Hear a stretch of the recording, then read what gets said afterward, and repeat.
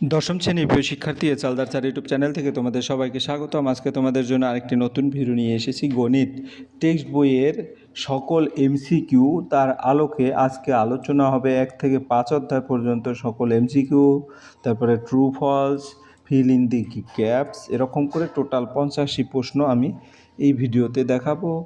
আর এরকম 3 থেকে 4টা ভিডিওর মাধ্যমে তোমার সমস্ত ট্রু ফলস, এমসিকিউ এবং শূন্যস্থান পূরণ ফার্স্ট ইউনিটের জন্য দেখাবো। আর সেই নিরিখে আজকের সেট নম্বর হচ্ছে 1।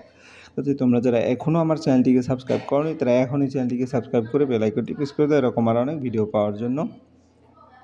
আর আমার এই ইউটিউব চ্যানেলে সকল অধ্যায়েরই কিন্তু প্রশ্ন উত্তর বিশ্লেষণ সহ দেওয়া আছে, তোমরা আমার ইউটিউব চ্যানেলে গিয়ে দেখে আসতে পারবে। যাই হোক, এখানে আমি আবার মনে করি যে সিলেবাস অনুসারে 1 থেকে 5 অধ্যায় কারণ একসাথে সমস্ত অধ্যায়ের আসলে এমসিকিউ, শূন্যস্থান পূরণ, সত্য মিথ্যা দেওয়া সম্ভব নয়, অনেক বড় হয়ে যাবে ভিডিও। তাই আমি 1 থেকে 5 অধ্যায়ের যেটা আসলে তোমার এখন না, শুধু ভবিষ্যতে মাধ্যমিক পরীক্ষার জন্য গুরুত্বপূর্ণ এমসিকিউ, শূন্যস্থান পূরণ, সত্য মিথ্যা, সম্পূর্ণ উত্তর বিশ্লেষণ দেখাবো। যেমন এখানে দেখা যাচ্ছে প্রথম 1 দাগ নম্বরের যে প্রশ্ন সেটা। যাই হোক, আমি সরাসরি চলে যাচ্ছি। অতি সংক্ষিপ্ত প্রশ্ন, বহু বিকল্প প্রশ্ন, এমসিকিউ। একটি দ্বিঘাত সমীকরণে বীজের সংখ্যা 1টি, 2টি, 3টি নাকি কোনোটি নয়, এরকম করে দেওয়া আছে। আমরা যদি একটু দেখি, তাহলে একটি দ্বিঘাত সমীকরণের মূলত 2টি। দ্বিঘাত সমীকরণ সর্বোচ্চ ঘাত 2 হয়, তাই এর 2টি বীজ থাকে। এরপরের প্রশ্ন, ax² + bx + c অর্থাৎ এই দাগ নম্বর সমীকরণ হলে কি কোনোটি নয়, অর্থাৎ দ্বিঘাত সমীকরণ হলে কি হবে? দ্বিঘাত সমীকরণ হলে আসলে এখানে সি উত্তর হবে। a=0, a=0 হতে পারবে না, তাহলে যে দ্বিঘাত সমীকরণ থাকবে না। দ্বিঘাত সমীকরণে x² পদ থাকতে হবে, তাই এ 0 হতে পারে না। এরপর আমরা এর 3 নম্বর দেখব। একটি দ্বিঘাত সমীকরণের চলের সর্বোচ্চ ঘাত, একটি দ্বিঘাত সমীকরণ চলের সর্বোচ্চ ঘাত 2। কারণ দ্বিঘাত সমীকরণ সর্বোচ্চ ঘাত 2 হয়। এরপরের প্রশ্ন হচ্ছে 4 নম্বর। 4 × 5x² - 7x + 2 = 5 × 4x² - 6x + 3 সমীকরণটি আমরা যদি দেখি, এটা ক্যালকুলেশন করলে যেটা হয়, সব এক পাশে আনলে 4x² অর্থাৎ দ্বিঘাত সমীকরণ, অর্থাৎ 2 নম্বরের বি হবে উত্তর। ঠিক আছে, এরপর আমরা যাব পরের প্রশ্ন 5 নম্বর। x² = 6 হলে সমীকরণের বীজ বা বীজদ্বয়। সমীকরণের বীজ, এটা কাটলে হয় x, তাহলে x = 6, তাহলে 6 হবে উত্তর।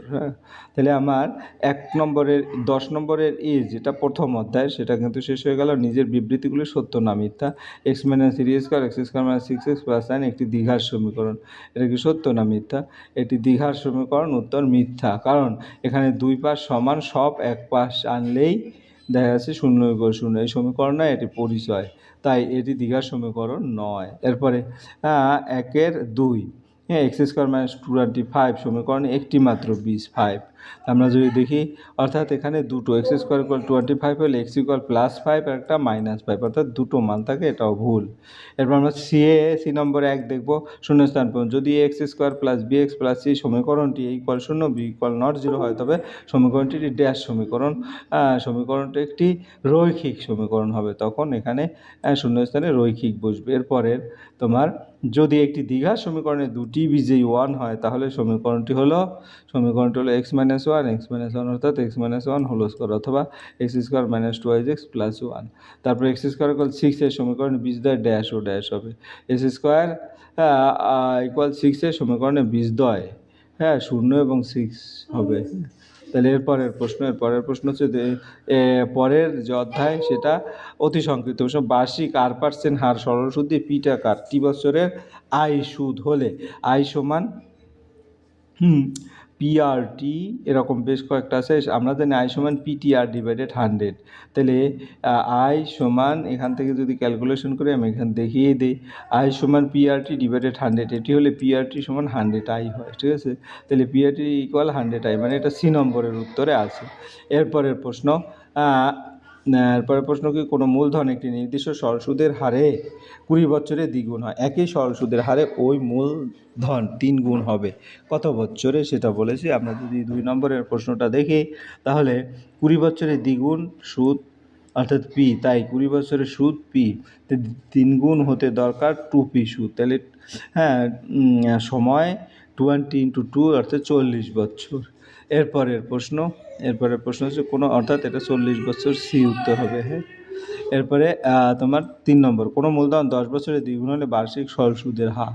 তাহলে দ্বিগুণ মানে যদি মূলধন পি হয় সুদও পি হবে, তো পি সমান PRT ডিভাইডেড 100, পি চলে গেলে এখান থেকে আর বের করতে হলে আর সমান 10%, উত্তর 10% হবে, ঠিক আছে, বি। এরপরের প্রশ্ন কি বলছে, X% বার্ষিক সরল সুদের হারে কোনো মূলধনের X বছরের সুদ X টাকা হলে মূলধনের পরিমাপ হচ্ছে কি PXX ডিভাইডেড 100, অর্থাৎ পি সমান 100/X, সি উত্তর, ঠিক আছে। এরপরের প্রশ্ন বার্ষিক R% সরল সুদের হার, কোনো মূলধনের N বছরে মোট সুদ PNR ডিভাইডেড 25 টাকা হলে মূলধনের পরিমাণ হবে PRN ডিভাইডেড 100, অর্থাৎ পি সমান 4p, উত্তর 4p হবে। এরপরে আমরা চলে যাব বিয়ের নিজের সত্য নামিতে, যে ব্যক্তি টাকা ধার করেন তাকে অধমন বলে, টাকা ধার করেন তাকে ঋণদাতা বলে, উত্তর মিথ্যা। যে ব্যক্তি টাকা ধার দেয় তাকে ঋণদাতা বলে, যে ব্যক্তি টাকা ধার নেয় তাকে ঋণ গ্রহীতা বলে। এবার আসল ও শতকরা বার্ষিক সরল সুদের হার একই থাকলে মোট সুদের সময়ের সঙ্গে ব্যস্ত সমানুপাতিক থাকে, এটা মিথ্যা, কারণ সরল সুদের হারের সূত্র I = PRT ডিভাইডেড 100, এখানে পি আসল আর সুদের হার টি সময়, এখানে সুদ সময়ের সাথে সরাসরি সমানুপাতিক, সময়ের বর্গের সাথে নয়। হ্যাঁ, তারপরে সি নম্বর, যে ব্যক্তি টাকা ধার দেন তাকে ড্যাশ বলে, যে ব্যক্তি টাকা ধার দেন তাকে ঋণদাতা বলে, অনেক টাকা ধার দেয় তাকে ঋণদাতা বলা হয়। হ্যাঁ, তারপরের প্রশ্ন বার্ষিক R/2% সরল সুদের হারে 2p টাকা টি বছরের সুদ 2p প্লাস, আমরা যদি I = PRT ডিভাইডেড 100, এখানে I = P মানে 2p, R = R/2, কাটাকাটি করলে সে এক, অর্থাৎ PRT ডিভাইডেড 100ই হবে। এরপরের প্রশ্ন হচ্ছে বার্ষিক 1 বছরে সরল আসল ও সুদ আসলের অনুপাত এই রেশিও 9 হলে বার্ষিক সরল সুদের হারের ড্যাশ। তাহলে বার্ষিক ধরি, আসলে 80 টাকা মোট টাকা, 9x টাকা সুদ, x টাকা, তাহলে I = X। এখন I = PRT divided 100, X = 8x × R কাটাকাটি করলে R এর মান 12.5% আসে। হ্যাঁ, তাহলে উত্তর হবে 12.5%। এরপর আমরা 2 নম্বর চ্যাপ্টার হয়ে গেল। এবার 3 নম্বর চ্যাপ্টারে আমরা প্রশ্ন উত্তর দেব। পাশের ও কেন্দ্রীয় বৃত্তের ছবি দেখি এবং কোন কোন ব্যাসার্ধ PAQ বৃত্তাংশ অবস্থিত লিখি। তাহলে আমরা দেখি পাশের ও কেন্দ্রবিষ্ট বৃত্তের চিত্রে PAQ অন্তর্ভুক্ত ব্যাসার্ধগুলি লিখি। চিত্রের কেন্দ্র ও থেকে যে বিন্দুগুলি রেখা গেছে সেগুলি ব্যাসার্ধ। চিত্রের ব্যাসার্ধগুলি হলো OA, OP, OQ। তাহলে এটা হয়ে গেল। এরপরের প্রশ্ন, একটি বৃত্তে ড্যাশটি বিন্দু আছে, একটি বৃত্তে পরিধিতে অসংখ্য বিন্দু থাকে, মানে অসংখ্য, বৃত্তের বৃহত্তম জ্যা হচ্ছে ব্যাস, তাহলে ব্যাস হবে উত্তর। জ্যা বৃত্তাকার ক্ষেত্র কি দুটি ড্যাশ বিভক্ত, দুটি চাপে বিভক্ত করে।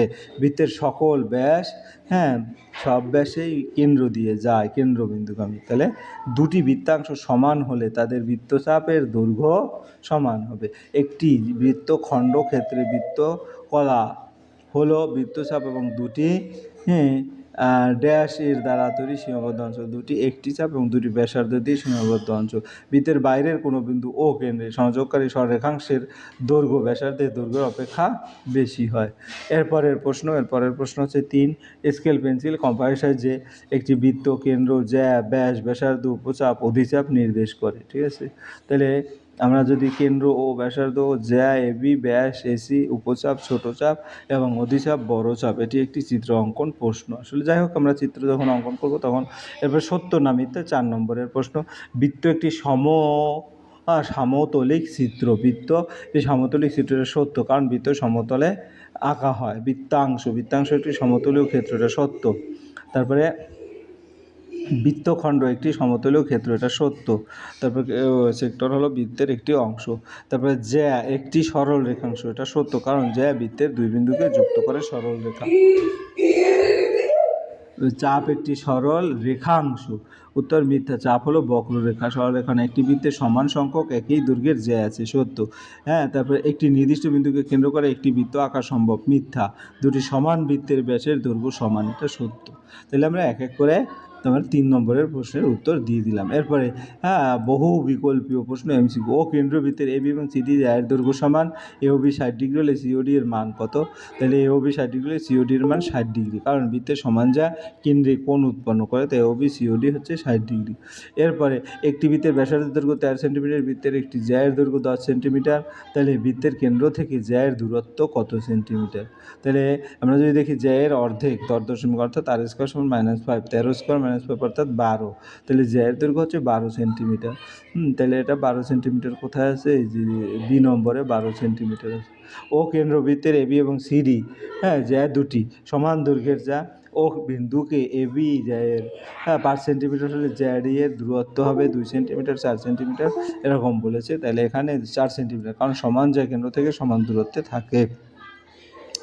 এরপরে তোমার এবি এবং সিডি দুটি সমান্তরাল, যা প্রত্যেকটির দৈর্ঘ্য 16 সেন্টিমিটার, বৃত্তের ব্যাসার্ধের দৈর্ঘ্য 10 সেন্টিমিটার হলে জ্যাটি দুটির মধ্যবর্তী দূরত্ব, জ্যা দুটির মধ্যবর্তী দূরত্ব 10 স্কোয়ার -8 স্কোয়ার অর্থাৎ 6, দুটি জ্যা কেন্দ্রের দুই পাশে হলে দূরত্ব 6 + 6 অর্থাৎ 12 সেন্টিমিটার। এরপরে তোমার 5 নম্বর, দুটি সমকেন্দ্র বৃত্তের কেন্দ্র একটি সরলরেখা বৃত্তকে এ ও বি বিন্দুতে অপর বৃত্তকে সি ও ডি বিন্দুতে ছেদ করে। এসি সমান 5 সেন্টিমিটার, বিডি এর দৈর্ঘ্য কত? আমরা যদি দেখি তাহলে এখানে সমকেন্দ্রিক বৃত্তে এসি সমান বিডি, উত্তর তাহলে 5 সেন্টিমিটার। এরপর আমরা চলে যাব সত্য মিথ্যা। 3টি সমরেখ বিন্দু দিয়ে যায় এমন একটি বৃত্ত অঙ্কন করা যায়। মিথ্যা, কারণ 3টি সমরেখ বিন্দু দিয়ে বৃত্ত আঁকা যায় না। এবিসিডি এ এবং এবিসিই এ বৃত্ত দুটি একই বৃত্তটা মিথ্যা, কারণ বিন্দুগুলি ভিন্ন হলে বৃত্ত ভিন্ন হবে। ও কেন্দ্রবৃত্তে এবি এবং এসি জ্যা দুটি ওএ ব্যাসার্ধের বিপরীত পাশে অবস্থিত হলে ওএ বি সমান ওএসি অর্থাৎ মিথ্যা। এরপরের প্রশ্ন, ও কেন্দ্রীয় বৃত্তে পি কিউ এবং আর এস জ্যা দুটি দৈর্ঘ্যের অনুপাত 1:1 হলে পিও কিউ অনুপাত আর ও এস, পিও কিউ অনুপাত হচ্ছে সমান যা অর্থাৎ 1:1। বৃত্তের কোন জ্যায় লম্ব দ্বিখণ্ডক ওই বৃত্তের কেন্দ্র দিয়ে যায়। তারপরে আমরা চলে যাব তোমার অতি সংক্ষিপ্ত প্রশ্ন, যেটা বহুমূল্য। এটি সমকোণিক চৌপল বাক্সের ভিতরের আয়তন 440 ঘন সেন্টিমিটার, ভিতরের ক্ষেত্রফল 88 বর্গ, বাক্সটির ভিতরের উচ্চতা কত? তাহলে এটা যদি সমকোণিক চৌপলের প্রিজমের ভিতর আয়তন 440, তাহলে আমরা জানি volume base area into height, 440 88 into height, ঠিক আছে। তারপরে এটাকে কাটাকাটি করলে এইচ সমান 5 সেন্টিমিটার আসে। এরপরের প্রশ্ন, এরপরে একটি সমকোণিক চৌপলকৃত বাক্সের ভিতরে আয়ত ঘনাকার গর্তের দৈর্ঘ্য 40 সেন্টিমিটার, প্রস্থ 12 সেন্টিমিটার, গভীরতা 16 সেন্টিমিটার। এই গর্তের মধ্যে 5 সেন্টিমিটার দৈর্ঘ্য, 4 সেন্টিমিটার প্রস্থ, 2 সেন্টিমিটার পুরো তক্তা রাখা যাবে। কয়টি তক্তা রাখা যাবে? এখানে গর্তের আয়তনটা বের করব, তাহলে এটি ইটের আয়তন, তাহলে 5 × 4 × 2 40 সংখ্যা 7640কে যদি আমরা 192 দিয়ে ভাগ করি, তাহলে 7680কে 40 দিয়ে ভাগ করলে 192টি হয়।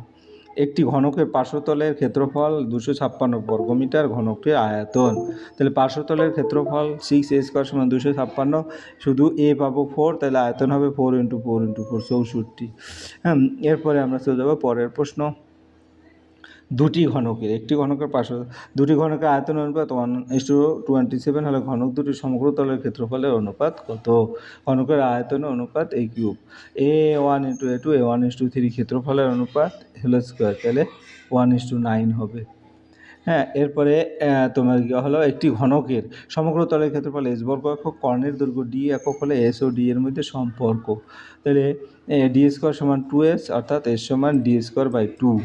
এরপর আমরা চলে যাব শূন্যস্থান পূরণ। বিবৃতিগুলো সত্য নয়। একটি ঘনকের প্রতিটি ধারের দৈর্ঘ্য দ্বিগুণ হলে ঘনকের আয়তন প্রথম ঘনকের 4 গুণ হবে, এটা মিথ্যা, কারণ প্রথম ঘনকের 8 গুণ হবে।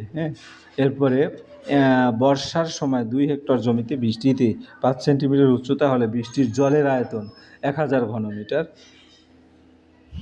তাহলে আমরা যদি দেখি এটা মিথ্যা। বর্ষার জমি 2 হেক্টর জমিতে 1 হেক্টর সমান 10,000 মিটার স্কোয়ার, 2 হেক্টর সমান 20,000 মিটার স্কোয়ার উচ্চতা। উচ্চতা হচ্ছে 5 সেন্টিমিটার 0.05, আয়তন তাহলে এরিয়া ইন্টু হাইট অর্থাৎ 1000 মিটার কিউব। এরপরে তোমার তাহলে 1000 ঘনমিটার হবে। আসল বিবৃতিটি সত্য। একটি সমকোণিক চৌপলের কর্ণের সংখ্যা ড্যাশটি, এটা সমকোণিক চৌপলের কর্ণের সংখ্যা 4টি। একটি ঘনকের একটি তলের কর্ণের দৈর্ঘ্য তাহলে কি ড্যাশ ইন্টু একটি ধারের দৈর্ঘ্য, তাহলে a × √2 অর্থাৎ √2 হবে শূন্যস্থান। সমকোণী চৌকোণের দৈর্ঘ্য প্রস্থ উচ্চতার সমান হলেও ঘনবস্তুর বিশেষ নাম হচ্ছে ঘনক। হ্যাঁ, এরপরে আমরা চলে যাব 5 নম্বর অধ্যায়ের 5 নম্বর অধ্যায়ের এমসিকিউ 3, 4, 6 চতুর্থ সমানুপাতি কত? 3, 4, 6 চতুর্থ সমানুপাতি হচ্ছে কি h/b = c/x। তাহলে 3/4 অর্থাৎ x সমান হচ্ছে 8, চতুর্থ সমানুপাতি 8 হবে, ঠিক আছে, এই নম্বর। এরপরের প্রশ্ন 8, 12 তৃতীয় সমানুপাতি কত? তা 8 আর 12 তৃতীয় সমানু h/b b/c এরকম করে। তাহলে আমার 8, 12 এবং 12x, তাহলে এখানে যোগ করলে কত? x সমান 18 হবে, ঠিক আছে। এরপরের প্রশ্ন 3 নম্বরের প্রশ্ন 16 এবং 25-এর মধ্য সমানুপাতি কত? 16 এবং 25-এর মধ্য সমানুপাতি হচ্ছে √, বাকি যে দুইটা আছে সেটা গুণ করে বর্গমূল 400 √20, ঠিক আছে। এরপরের প্রশ্ন একটি ধনাত্মক সংখ্যা এবং এত এত হলে এর মান কত? তাহলে আমরা যদি এটা ক্যালকুলেশন করি নর্মালি, তাহলে দেখব এ হবে 9/16, সি নম্বর উত্তর। এরপর আমরা 4 নম্বর দেখব 2a = 3b = 4c হলে h/b/c হবে। তাহলে 2a 4b 3c, 2a সব কিছু k, a = k/2, b = k/3, c = k/4, অতএব h/b 1/2, 1/3, 1/4। এখন 3, 2, 3, 4 লসাগু 12, 12 দ্বারা গুণ করে 6:4:3। এরপরে নিচের বিবৃতিগুলো সত্য। ab/c², bc/a² এবং c/b² এর যৌগিক অনুপাত 1। আমরা যদি গুণ করি দেখি প্রতিটি সত্য। তারপরে এই ক্রমিক সমানুপাতি এটা মিথ্যা। হ্যাঁ, এরপরে যদি দেখি 3টি ক্রমিক সমানুপাতি ধনাত্মক সংখ্যার গুণফল 64 হয়, তাদের মধ্য সমানুপাতি 4। হ্যাঁ, এটা উত্তর হবে 4। হ্যাঁ, a/b = b/c/8 হলে এ কত পার্সেন্ট? 12.5%।